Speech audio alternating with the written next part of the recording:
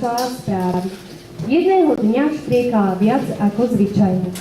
Novina, novina, mimoriadna novina. Zajace poskakovali a natiahli svoje dlhé uši. Medveď zahundral a popri ňom zúčali včely. Aj rybičky z potoka zdvihli svoje hlavy a vrabce si posadali na najbližší konár. Straka však škriekala a škriekala. Novina, novina, mimoriadna novina.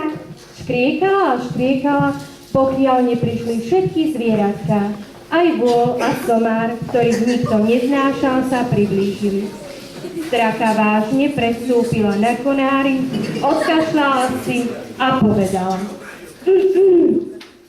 Tak teda zajtra do nášho lesa príde kráľ. Kráľ! Áno, kráľ. Treba ho slávnostne privítať. Patrilo by sa, aby som ho ja, ako kráľ zvierat, pozdravil. Bolo by asi lepšie, keby som ho privítala ja. Veď som líška prefikaná a mám podrezaný jazyk. Ty by si dosmiesol seba aj náš.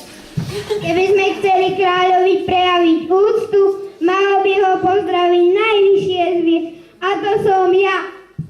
Nebuďte smiešný, kráľ bude unavený a bude potrebovať niekoho, kto by ho zabával. Ja to rada urobím.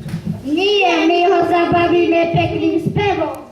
Nie, my mu darujeme i určite bude hladný. Kričali jeden cez druhého, nikto sa nechcel vzdať, len vôl a somár mlčali. Určite by sa hádali ešte celú noc a celý deň, keby nepriletela síkorka a prosila. Pomôžte, pomôžte, v chudobnej jaskyni sa narodilo milúčke dieťatko, ale nie je nikoho, kto by ho mohol zohrieť. Mamiska a otecko ho prosia o pomoc. Nemôžem však od kráľa. Ani ja. Ja tiež nie. Ty by si... Čo si myslíš? Ja by som mal ohrievať bábätko.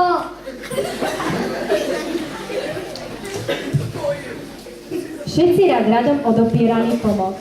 Somárik si myslel. Som taký hlúpy a mám také škaredé uši. Ja kráľa nemôžem privítať, ja poďme. Úbohé dieťatko, určite mu bude zima. Som príliš ťarbavý a škaredý, nemôžem kráľa prijať, ale dieťatko by som veľmi rád videl. Išli teda a síkorka im ukazovala cestu. Ostatné zvieratá sa ďalej hádali, ktoré privíta kráľa.